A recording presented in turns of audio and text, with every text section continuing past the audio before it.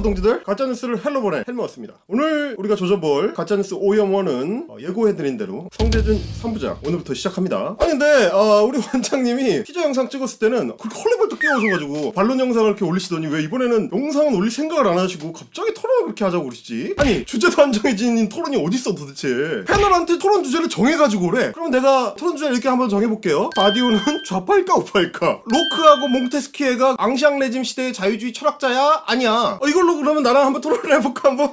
우리 원장님은 뭐 토론 같은 거 제대로 된 걸 해본 적이 없을 테니까 실무 베테랑으로서 토론 설계는 어떻게 하고 준비는 어떻게 해야 되는지 내가 친절하게 알려줄게요. 일단 말이죠 원장님, 그 당시에 어떤 이슈가 있는지 어떤 어젠다가 총돌하고 있는지 이걸 정해가지고 그거에 대해서 우리가 풀어보자 라고 일단 토론 주제를 정하는 게 1번이야 1번. 그걸 정한 다음에 그 토론 주제에 맞는 패널들을 섭외를 들어가는 거예요. 그냥 얘기대로 토론이라는 건 의견과 의견이 대립할 때 그걸 좁히기 위해서 하는 거라며. 근데 나는 당신의 의견을 지적한 적이 없거든. 네가 사실관계를 틀린 걸 지적한 거야. 거짓말을 한 걸 지적했다고. 아니 사실관계를 정정하는 데 있어서 무슨 토론이 필요해. 거짓말을 하다가 걸려놓고 그거에 대해서 대답을 안 하고 딴소리를 그렇게 하시지. 아니 네가 쫄렸을 때 도망가려고? 지금 쫄리니까 진흙탕으로 말싸움을 해가지고 그냥 이 위기를 한번 모면해보자. 내가 그런데 말려 들어갈 것 같아? 토론이고 나발이고 그 전에 나보고 반박해보쇼 했잖아. 그래서 내가 물어봤잖아. 내가 지적해준 게 있잖아. 원장님 답변을 하시고 토론이고 나발이고 그 뒤에 한번 생각을 해보자고. 아니면 애초에 뭘 잘못 알고 내가 거짓말을 했다 이렇게 정식으로 사과를 하든지. 그런 걸 우리 같은 그 민주 시민들 사이에서는 뭐라고 하는 줄 압니까? 지적 책임성과 성실성을 갖췄다 라고 합니다. 최소한 그게 갖춰져야 공론장에 입장할 자격이 주어진다 이런 얘기예요. 그러니까 뭐냐? 니네들은 그런 자격이 없다. 아니 나는 니네들이 갖고 있는 정치적인 입장이나 의견에 대해서는 지적하지 않아요. 다만 사실관계를 왜곡하거나 거짓말을 퍼뜨리는 거 그걸 지적할 뿐이야. 이런 오염원들이 우리 공론장을 오염시킨 결과가 토론의 종말입니다. 그러니까 공론장을 다시 청소하기 위해서 오늘은 일단 성재준 원장님 밟으러 가겠습니다.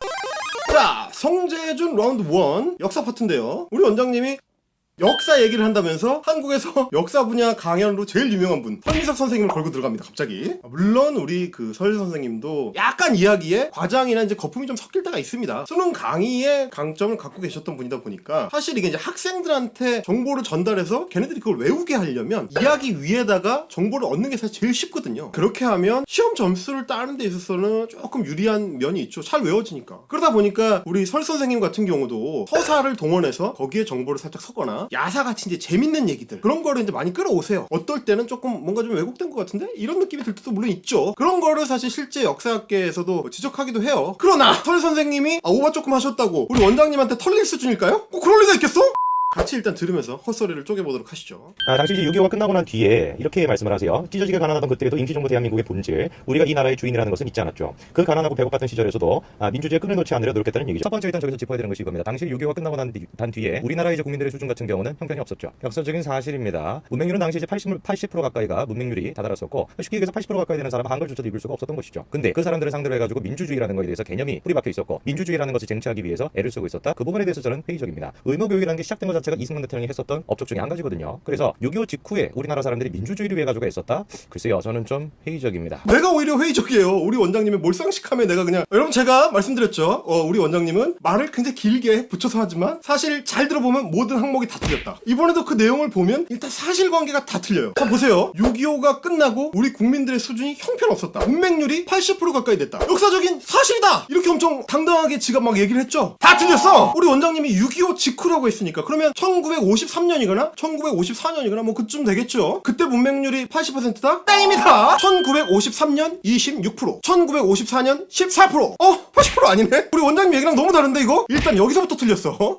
대한민국의 문맹률이 80% 가까이 됐던 거는 6.25 직후가 아니고요. 해방 직후입니다. 해방 직후. 1945년. 이거는 뭐냐면 미 군정청에서 그 당시에 문맹률 조사했을 때 나온 결과예요. 78% 정도 됩니다. 그러니까 뭐 대충 80% 정도 되죠. 왜 이렇게 문맹률이 높지? 간단해요. 이게 해방 직후라는 게 중요합니다, 여러분. 일제시대 때 못 배우게 하니까 한글도 조선어도 사용을 못하게 하고 일본어를 국어라고 해가지고 그것만 배우게 하니까. 또 하나는 뭐냐면 일제시대 때 굉장히 그 초등교육 기관이 부족했어요. 초등학교 같은 거를 제대로 안 지어줘가지고 사람들이 배울 기회가 없었어. 그러니까 해방 직후에 문맹률이 높은 건 굉장히 자연스러운 일이고, 말하자면 일본의 우민화 정책의 결과인 거거든요. 이게 가짜뉴스 만든 새끼들이 공부를 똑바로 안 했으니까 모르겠지만 이거 다 중고등학교 때 역사교과서에 배우잖아요. 민족 말살 정책의 결과. 그런데 지속적으로 문맹 퇴치 정책을 펼친 결과 드라마틱하게 문맹률이 떨어지기 시작합니다. 재헌의회 투표가 있었던 1948년 해방 이후 딱 3년 지났을 때죠. 그때 우리 문맹률이 어디까지 떨어지느냐? 41%까지 떨어집니다. 절반으로 뚝 떨어졌죠. 아직 성대준 원장님이 얘기한 1953년까지는 안 갔습니다.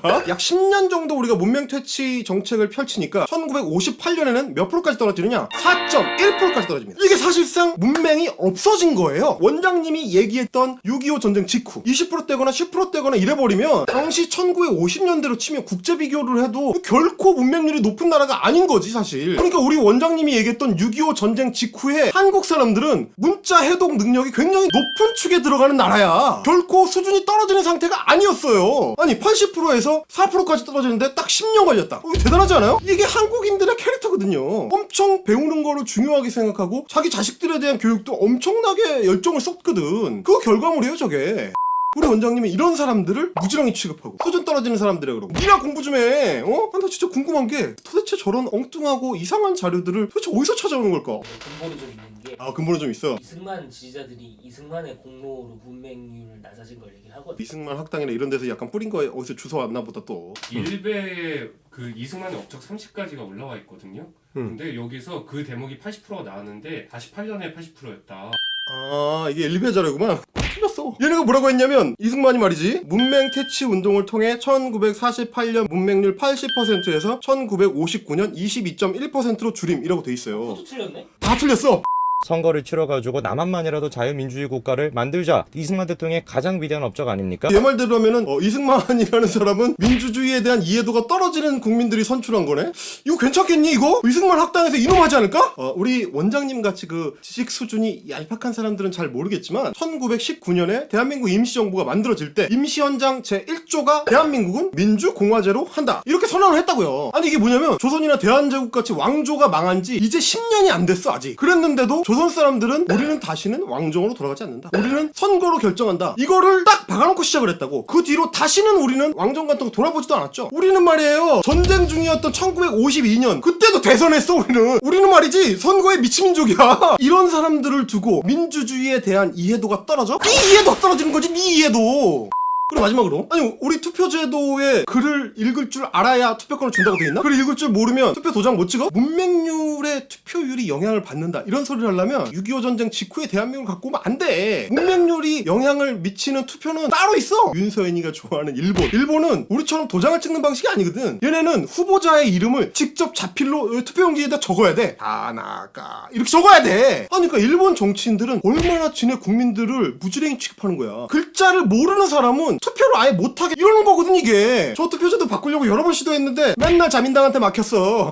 그래도 얘 영상에서 팩트가 하나 있거든. 반갑습니다, 성계준입니다. 그렇지 반갑긴 하지. 왜냐면 코인을 털어주러 왔으니까. 나중에 반가운 것도 회의적이라고 했어.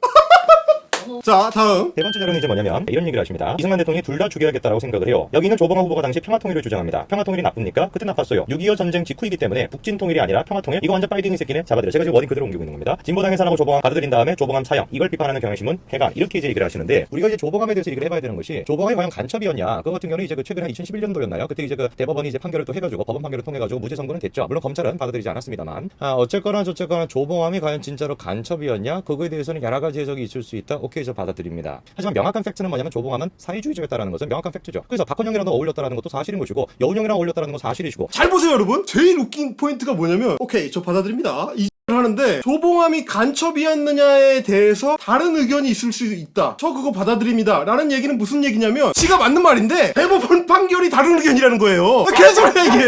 그러니까 최소한 조봉암 사건에 대한 설명을 좀 하고 대법원은 이 사건이 조작이라고 봤지만 내가 생각할 때는 당시의 정황이나 당시의 증거 자료나 검찰의 논거나 이런 걸 봤을 때는 조작 아니다 이렇게 주장을 해야 이게 정상이잖아. 근데 우리 원장님 뭐라고 합니까? 여러 가지 해석이 있을 수 있다? 오케이 저 받아들입니다. 뭐가 오케이야 뭐가. 존나 웃긴 게 그 여러 가지 해석이 얘기 조봉암이 박헌영이랑 어울렸다. 그러면 그때 독립운동하고 사회주의 운동했던 사람 중에서 박헌영이나 여운형이랑 교류 안 한 사람이 어딨어. 거물들은 다 어울렸어요. 우리 원장님이 존경에 맞지 않는 이승만 전 대통령도 여운형하고 교류가 있었어. 아니 그러면 이승만도 간첩이야? 아니 아까는 이승만에 대해서 민주주의에 대한 인식이 별로 없는 국민들이 뽑은 대통령이라 그러더니 이번에는 간첩하고 교류한 인간을 만드셨네. 그리고 말이야, 조봉암은 조선 좌익 입장에서 봤을 때는 변절자예요. 1946년 5월에 조봉암이 편지 형식으로 기고문을 하나 씁니다. 제목이 뭐냐면 존경하는 박동무에게 이렇게 돼 있습니다. 우리 원장님 약간 지금 뭔가 잡았다고 생각하시죠? 박헌영을 존경한다고 했어. 그러면 저 빨갱 뭐 아니야? 이렇게 생각하고 있지 지금? 아니야! 실제 서신 내용은 당시의 신탁 통치에 찬성하는 입장을 보이고 있던 박헌영을 조봉암이 비판하는 그런 내용으로 돼 있어요. 자, 그래서 조봉암은 이 글을 쓴 전후 해가지고 조선 공산당에서 제명을 당합니다. 이후에는 조금 더 온건한 노선인 사회민주주의자로 노선 변경을 하죠. 심지어 말이죠, 1948년 총선에 출마를 하는데 이 총선에는 좌익들은 당연히 출마를 안 했고 김구가 이끄는 한독당 사람들도 통일선거를 하자 해가지고 거부했어요. 거기에 총서 출마를 해가지고 당선이 돼요. 국회의원이 됩니다. 게다가 이승만 정부의 초대 농림부 장관이 누구냐? 조봉암이에요. 그래서 농림부 장관으로서 강력한 토지개혁을 추진합니다. 이 토지개혁이 당시에 열풍을 일으키고 있던 사회주의 계열의 침탈을 상당히 막아내는 역할을 했다, 이런 평가를 받거든요. 분배 개선을 사실상 해버리는 바람에 남한 시민들이 사회주의에 흔들릴 가능성을 차단해버린 거죠. 이게 좌익들 보기엔 뭐냐? 사쿠라야 사쿠라. 이 양반 얘기를 들어보면 말이죠, 아주 교묘하게 뭔가가 없어. 뭐가 없냐면 시간선이 없어요. 사건이라는 건 항상 시간선에 따라서 진행되는 거잖아요. 그래서 앞에 일어났던 사건이 뒤에 일어났던 사건의 인과관계가 되기도 하고 뭔가 이제 반전이 일어나기도 하고 사건이 뒤집히기도 하고 이러는 건데, 이 시간선에 따라서 공부를 계속 해나가야 결과적으로 어떻게 됐는지를 알 수가 있거든. 조봉암이 사형 판결을 받는 그 시간선에서는 그 앞에 일어났던 사건들이 있단 말이에요. 이거를 봐야 돼. 그러니까 원래는 뭘 추적해야 되는 거냐면 조봉암이 생애 동안에 어떤 행적을 가지고 있었고 누구와 교류를 하고 그 교류가 언제 깨지고 그 다음에는 어떤 행보를 걷고 이런 거를 추적을 해나가야 진보당 법살 사건과 만나게 되는 거라고요. 그래야 이 양반이 언제 변절을 했는지도 알 수가 있어. 근데 우리 원장님은 그거 모르시잖아. 그리고 검찰이 대법원 판결을 받아들이지 않았다? 야, 그 증거가 어딨어? 기사 쪼가리 하나도 좀 갖고 와보라고. 사법 판단의 최고 기관인 대법원이 판결을 했는데 검찰이 대법원 판결을 거부했다? 어떻게 거부를 할 수가 있지? 그게 가능해? 승복하지 않은 거랑 받아들이지 않은 거랑 다르지. 그렇지. 검사가 내심으로는 승복하지 않을 수 있어요. 그거는 말하자면 일종의 사상의 자유지. 자기 생각이니까 그걸 누가 뭐라 그럴 거야. 근데 공식적으로 공판검사가 나와가지고 나는 대법원 판결을 받아들일 수 없다, 그렇게 한다고? 야, 그럼 퇴출이야. 그거야말로 사법적 헌정 질서를 무시하는 거지. 정신머리가 있어? 잘 알지 못하는 법치주의가 그렇게 중요하다면서 왜 대법원 판결은? 아니 그러니까 내 말이 그 말이야. 쥐들 입으로는 맨날 법치주의가 어쩌고저쩌고 하면서 기본적으로 법원에 대한 존중이 없어. 그게 네가 생각하는 법치주의냐? 야, 이거는 우리 사법체계가 할 수 있는 최고 수준의 의사결정을 했잖아. 그냥 아무렇게나 그런 의견 저 받아들이고요. 아니 뭘 받아들이고 안 받아들이잖아. 안 받아들일 거면은 근거를 제시를 하란 말이야. 자유한국당도 웬만해가지고는 대법 판결에는 태클 잘 안 걸어. 혹시 그러면 대법원 판결 내용이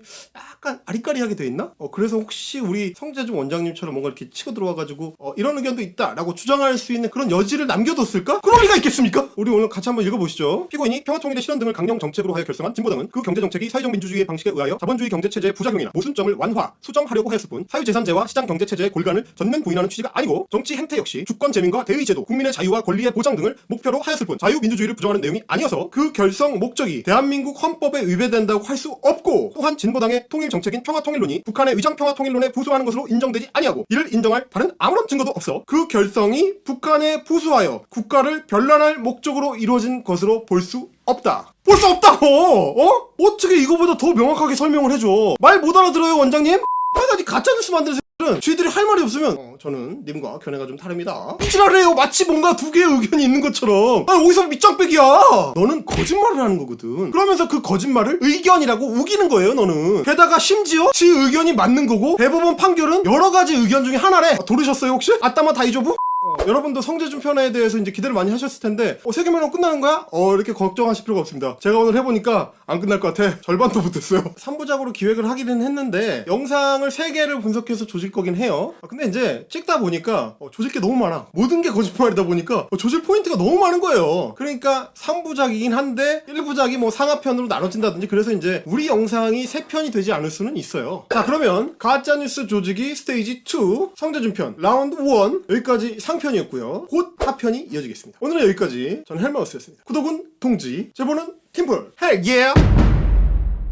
이승만이 평화통일? 사회주의자네 그러면? 야, 그러니까 이게 처음에는 무지랭이들이 뽑은 대통령, 그 다음에는 간첩이랑 교류한 대통령, 그 다음에는 사회주의자 이승만. 어디까지 가려는 거야 도대체? 우리 성재준 원장님 식으로 하면 성재준 원장님은 북한이 천안함을 폭침시켰다는 사실이 명확하지 않다는 얘기야.